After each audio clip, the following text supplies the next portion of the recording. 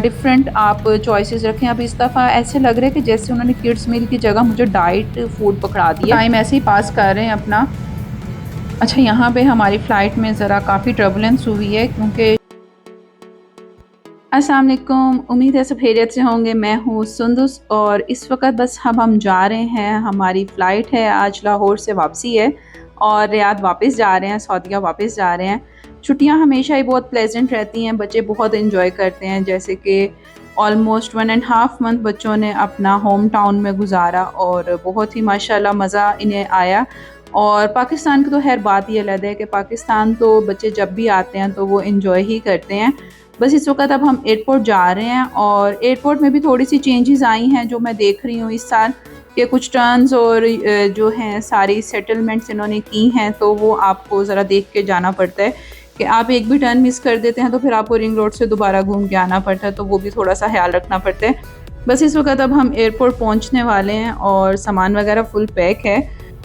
अगस्त के महीने में जैसा कि पाकिस्तान में बरसात का मौसम होता है और बारिश काफ़ी ज़्यादा हुई है, काफ़ी दिनों से बारिश हो रही थी लेकिन आज उस तरह से बारिश नहीं हुई कि ट्रैफिक वगैरह और रोड्स वगैरह ब्लॉक हो जाए, लेकिन बारिश ऑब्वियसली हुई है।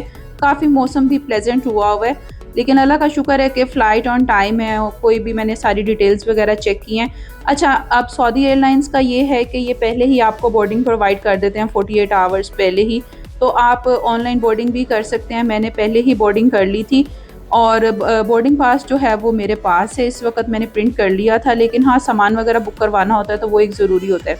अच्छा, यहाँ पे रश इस दफ़ा मुझे नहीं मिला और ना ही कोई इतनी अनप्लेजेंट हरकत हुई है यहाँ पे एयरपोर्ट पे मेरे साथ। बिल्कुल यानी कि स्मूथली काम हो गया, बच्चों के भी यानी कि सारा काम स्मूथली हो गया। और बस अब मैं करवा के सारी अपनी बोर्डिंग पास तो मेरे पास ऑलरेडी था, लगेज वगैरह जो था वो मैं पैक करवा के और बुक करवा के बस मैं अब लॉन्च में आई हूँ और बच्चों के साथ बस बैठे वेट कर रहे हैं कि फ़्लाइट ऑन टाइम है।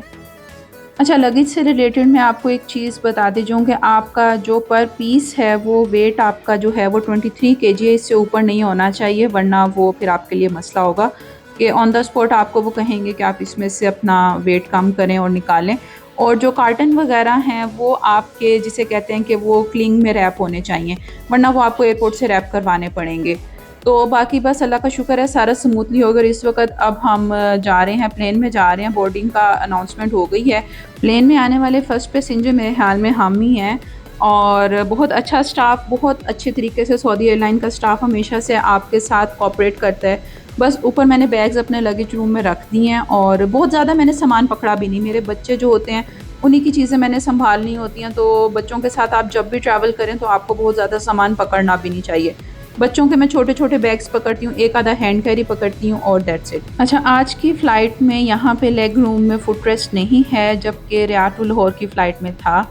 और ये नेक रेस्ट है, ये चलें ठीक है, ये है, लेकिन पाँव का रखने वाला नहीं है। अच्छा, मेरे बच्चे हमेशा मुझे कहते रहते हैं मामा आप क्या मोबाइल पे लगी रहती हैं, तो मैं उन्हें हमेशा यही कहती हूँ कि बेटे मामा जब भी ट्रैवल करती हैं तो लोगों के व्लॉग्स और लोगों का मैं जो है वो एक्सपीरियंस पढ़ती हूँ और फिर मैं ट्रैवल करती हूँ।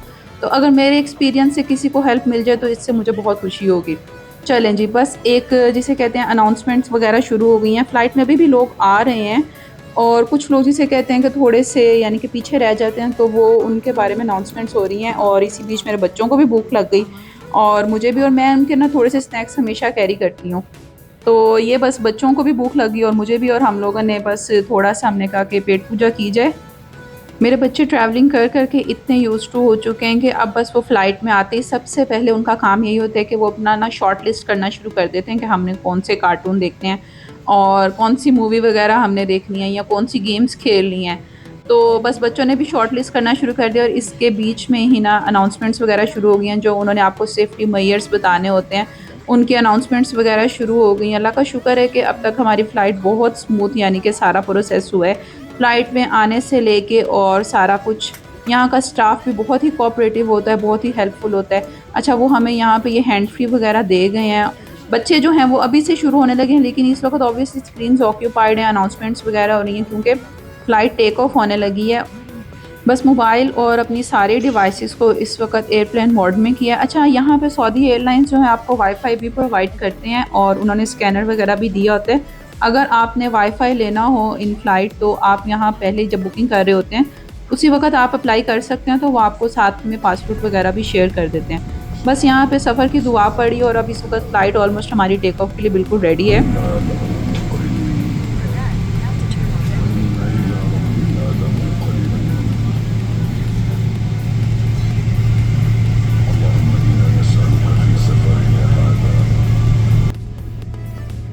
पिछले 1 साल से मैं ये ऑब्ज़र्व कर रही हूँ कि सऊदी एयरलाइन में हमने जब भी ट्रैवल किया है, उससे पहले कभी 1-2 बार ऐसा मेरे साथ इंसिडेंट हुआ है कि हमारी फ़्लाइट यानी कि लेट हुई है, 2 टू 3 आवर्स भी लेट हुई है, 24 आवर्स भी लेट हुई है। लेकिन पिछले 1 से 2 साल के बीच में अल्लाह का शुक्र है कि हमारी फ़्लाइट कभी भी जिसे कहते हैं कि लेट नहीं हुई है, इन टाइम होती है। इवन बल्कि हमारा लैंडिंग का टाइम जो है वो भी बल्कि कम हो जाता है और हम पहले लैंड कर लेते हैं। और हमेशा टेक ऑफ तो है, ये पिछले मैं ऑलमोस्ट 3 टू 4 एक्सपीरियंसेस आप मेरे कह लें सऊदी एयरलाइंस के साथ ये ऐसे रहे हैं कि हमेशा flight in time take off होती है और कभी भी डिले नहीं होती है। तो ये एक सऊदी एयरलाइंस का बहुत ही प्लस पॉइंट है जो कि इन्होंने इमर्ज किया है पिछले कुछ सालों में। बस हमारी फ़्लाइट का टेक ऑफ भी हो गया और टेक ऑफ माशाल्लाह इतना स्मूथ होता है कि आपको पता भी नहीं चलता है, थोड़ा सा यानी कि लाइट सा फील होता है, लेकिन अल्लाह का शुक्र है कि टेक ऑफ का पता भी नहीं चलता। अच्छा, कुछ मेरे बच्चे ट्रैवलिंग कर कर के इतने यूज्ड टू हो गए हुए हैं कि वो अब बॉदर भी नहीं करते हैं कि we are going to take off और we are going to land. वो बस जो कर रहे होते हैं वो उसी में बिज़ी होते हैं। थोड़ा सा शेक होता है प्लेन, लेकिन इतना बिल्कुल भी पता नहीं चलता, बिल्कुल माशाल्लाह बहुत स्मूथ रहता है हमेशा टेक ऑफ। अच्छा, जो मदर्स न्यूबॉर्न्स के साथ ट्रैवल कर रही हों या टॉडलर्स के साथ ट्रैवल कर रही हों कि उनके बच्चे छोटे हैं, 2 साल के हैं, 30 साल के हैं, उनके लिए मैं ये एडवाइस करूँगी कि जब भी आपकी फ़्लाइट टेक ऑफ कर रही हो या लैंड कर रही हो, यानी कि असेंडिंग कंडीशन में हो या डिसेंडिंग कंडीशन में हो, तो आपका ऑब्वियसली एयर प्रेशर चेंज होता है। एयर के बाहर के प्रेशर के चेंज होने की वजह से तो बच्चों को ईयर्स में बहुत ज़्यादा पेन होती है।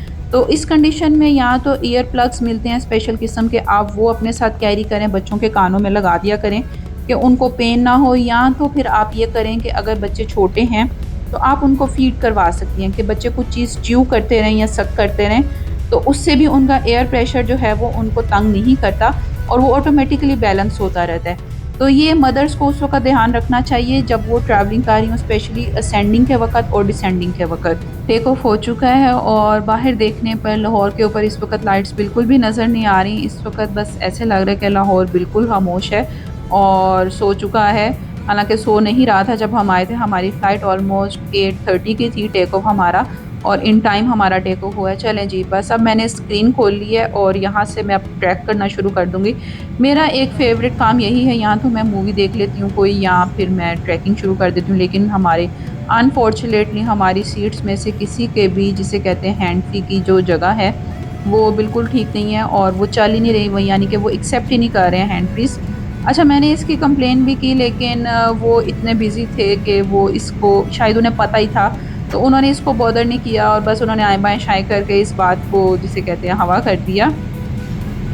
हमारी फ़्लाइट को 30 मिनट्स गुजर चुके हैं टेक ऑफ हुए, और वो बच्चों का मील साथ ही लें। जैसे कि मैं हमेशा से बच्चों का मील जो है वो किड्स मील ऑर्डर करती हूँ। अच्छा, सऊदी एयरलाइन के लिए यहाँ मैं एक सजेशन दूँगी कि प्लीज़ थोड़ा सा बच्चों के लिए ना डिफरेंट आप चॉइसेस रखें। अब इस दफ़ा ऐसे लग रहा है कि जैसे उन्होंने किड्स मील की जगह मुझे डाइट फूड पकड़ा दिए, कि उनका बचा हुआ था फ़्लाइट में और उन्होंने वो पकड़ा दिए कि बटर जो है उसके ऊपर लिखा हुआ है डाइट लाइट बटर, और ये साथ योगर्ट है वेजिटेबल्स के साथ, राइस केक है। और इसमें मैं चेक करती हूँ कि ये क्या है, कि स्मेल से तो ऐसे लग रहा है कि जैसे चिकन का स्टीम किया हुआ या ग्रिल किया हुआ जो चिकन होता है।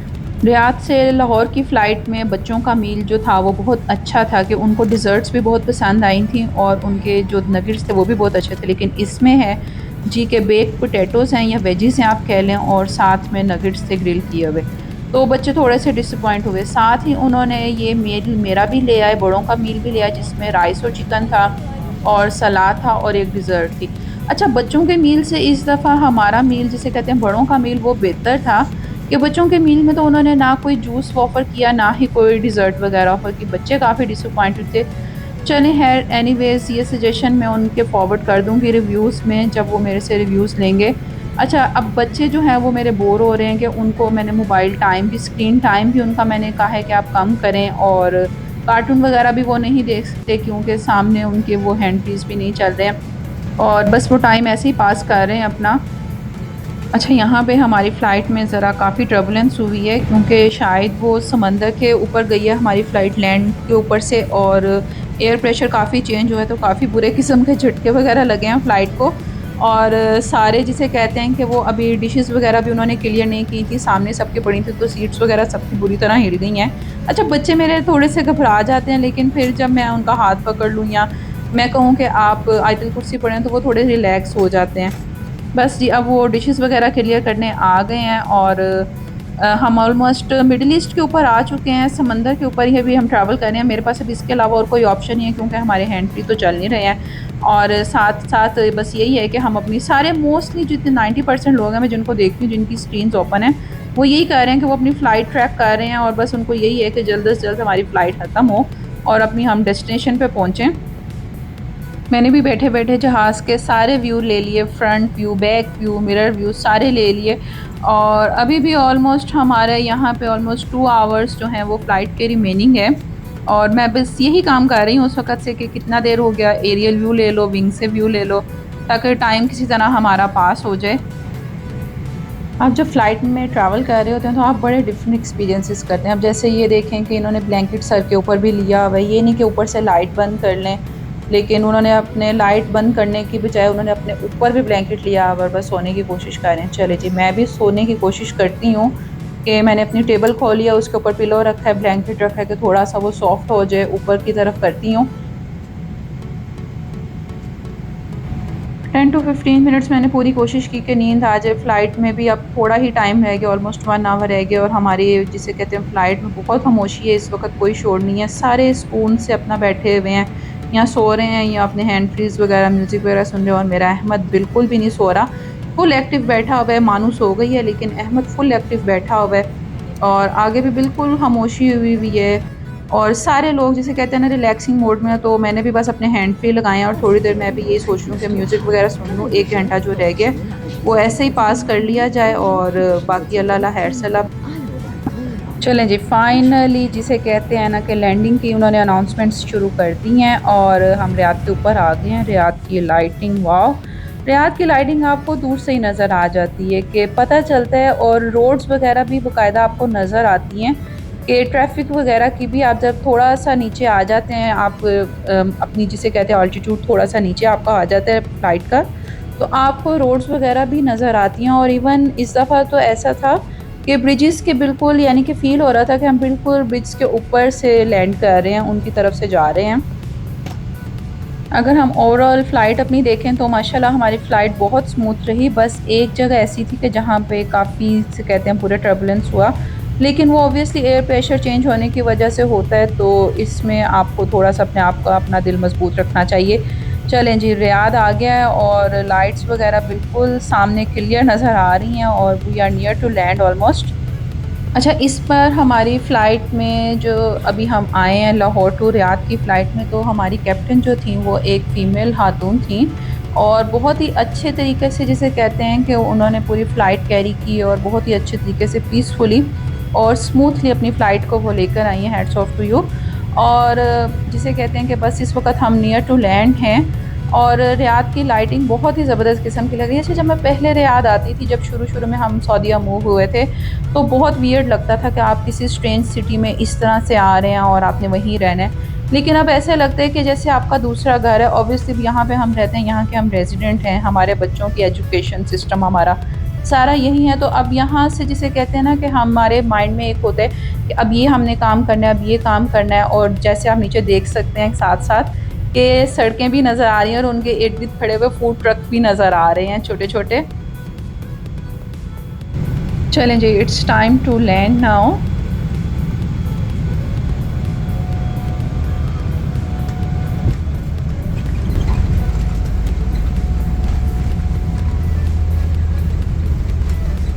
फ़्लाइट हमारी लैंड हो चुकी है और अल्लाह का शुक्र है कि काफ़ी स्मूथ किस्म की लैंडिंग हुई। अच्छा, मुझे एक चीज़ ये लग रही है कि ऐसे लग रहा है कि जैसे बोर्डिंग ब्रिज के पास हम नहीं जाएंगे, हम ज़रा दूर हमने लैंडिंग की है, क्योंकि मुझे ना विंडो से ना बिल्डिंग थोड़ी सी दूर नज़र आ रही है, एयरपोर्ट की बिल्डिंग। तो ऐसे ही लग रहा है कि हमारी जो है ना बोर्डिंग ब्रिज नहीं लगाया जाएगा, हमें वैसे ही बसेस के ज़रिए या शटल सर्विस के जरिए हमें टर्मिनल में मूव किया जाएगा। मानू बस सो रही है, इसको मैं उठा रही हूँ कि बेटे आप उठ जाओ, अब काफ़ी यानी कि लैंडिंग वगैरह हो गई है, बस अब हमने जाना है, मूव करना है। अच्छा, मुझे एक ये लोगों का बिहेवियर बिल्कुल समझ में नहीं आता कि जैसे ही फ़्लाइट लैंड करती है, इवन अभी फ़्लाइट चल रही है और फ़ौरन भागते हैं, खड़े हो जाते हैं। ये नहीं देखते हैं कि अभी फ़्लाइट को पहले रुकने तो दें, फिर उतरें, और अभी उसको टाइम लगेगा, तो स्टाफ की भी नहीं सुनते हैं। चलें खैर, इस वक़्त अब हमें शटल सर्विस के ज़रिए वो मूव कर रहे हैं।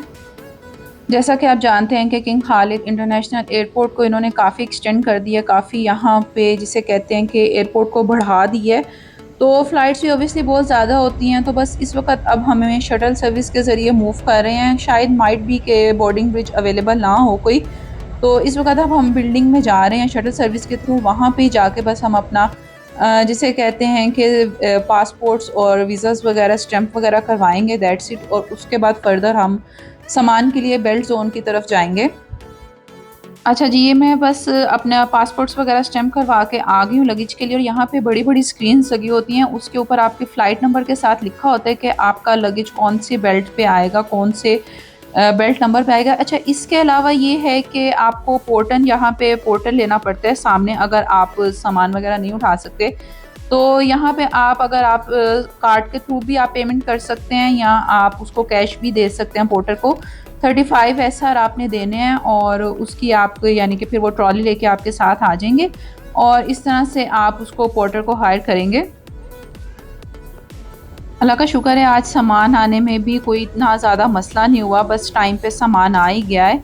और बस इस वक्त अब सामान लेके बाहर की तरफ जा रही हूँ। अच्छा, ये सारा एरिया जिसे कहते हैं ना एयरपोर्ट का, ये नया बना है, और यहाँ पे आप देख सकते हैं कि उन्होंने किड्स का प्लेइंग एरिया भी ऐड किया है, कि जो सामान आने में आप जैसे पोर्टर को अपने बोर्डिंग पास के वो स्टिकर्स वगैरह दे देते हैं, वो ढूंढ रहे होते हैं, तो अब मदर्स जो हैं वो बच्चों को लेके इधर प्लेइंग एरिया में आ गई हैं। तो ये भी एक बड़ी जिसे कहते हैं कि नई और बहुत अच्छी जिसे कहते हैं कि इसमें चेंज आई है सऊदी एयरपोर्ट में, और काफ़ी जगहों पे इन्होंने किड्स जोन भी बना दिए हैं।